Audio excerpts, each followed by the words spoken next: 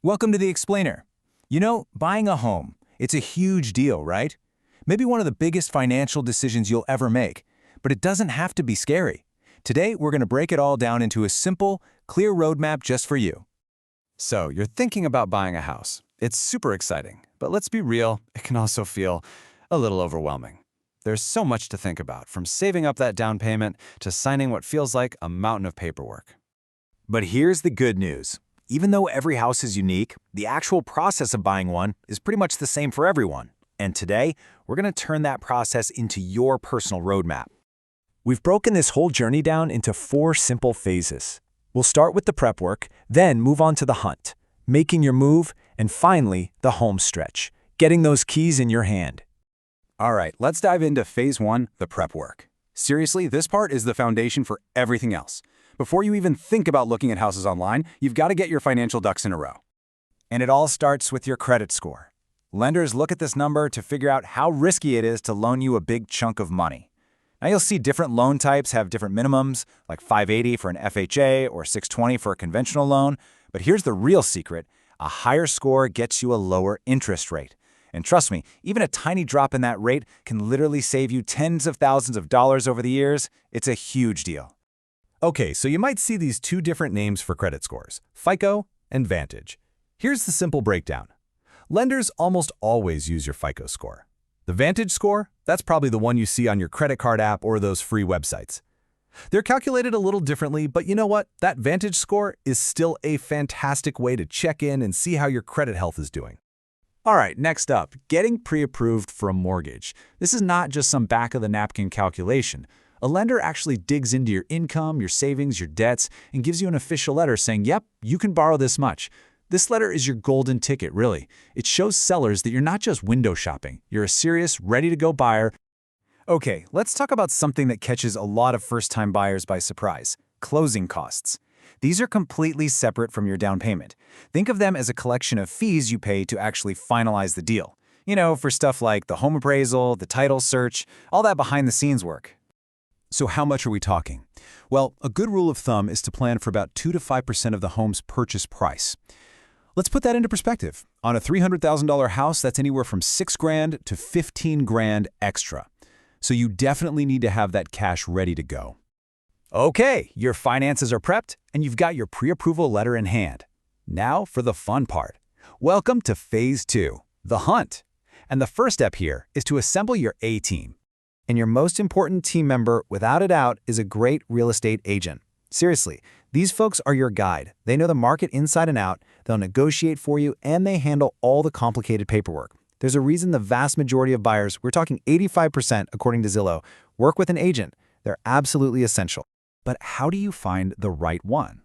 Well, you should treat it like you're hiring someone for a super important job. Because you are.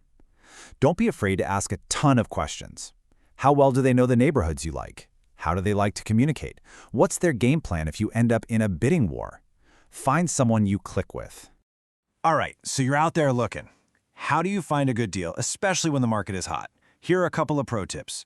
Keep an eye out for homes that have been for sale for more than 30 days. Why? Because those sellers might be getting antsy and more willing to negotiate.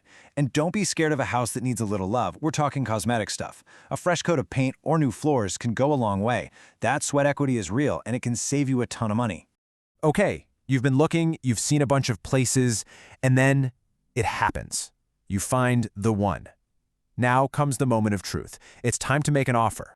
Now, an offer isn't just about the price you're willing to pay. It also includes these super important conditions called contingencies. Honestly, you can think of them as your safety net or your escape hatches. The big 3 are for financing, the appraisal, and the home inspection. They basically protect you and your deposit if something goes wrong. And listen up, because this is a huge takeaway. The highest offer doesn't always win. I'll say that again. The highest offer doesn't always win. Sometimes, what a seller really wants is a quick, easy close. Or maybe they need to stay in the house for an extra month after selling. Being flexible on things like the move-out date can be way more valuable to them than a few extra bucks. With your offer, you're also going to put down something called earnest money. Don't let the name scare you. It's just a deposit that says, hey, I'm serious about buying your house. It doesn't go to the seller right away. It gets held by a neutral company until the deal is done. And just to be super clear, This is not an extra fee. That earnest money you put down, it just gets applied directly to your down payment or your closing costs when you finally buy the house. Think of it as prepaying a part of what you already owe. So, what happens if your offer gets rejected? First of all, do not get discouraged. This is so normal. In fact, Zillow found that almost 60% of buyers have to make more than one offer before they finally get a yes. So, hang in there. Persistence really is the name of the game. But then, you get the call. Your offer was accepted. Congratulations! You are now in what's called escrow, which is just a fancy way of saying you're in the home stretch. This is that final waiting period, usually about a month or so, before the house is officially yours. So what happens during this time? Well, a lot. You've got the home inspection, where you bring in a pro to make sure there are no scary surprises. The bank will order an appraisal to double-check the home's value. And all your loan paperwork goes through one final, detailed review. Again, these are your last big safety checks. The inspection is all about the physical condition of the house. The appraisal is about the financial value, making sure that you and your lender aren't overpaying. Both are absolutely crucial.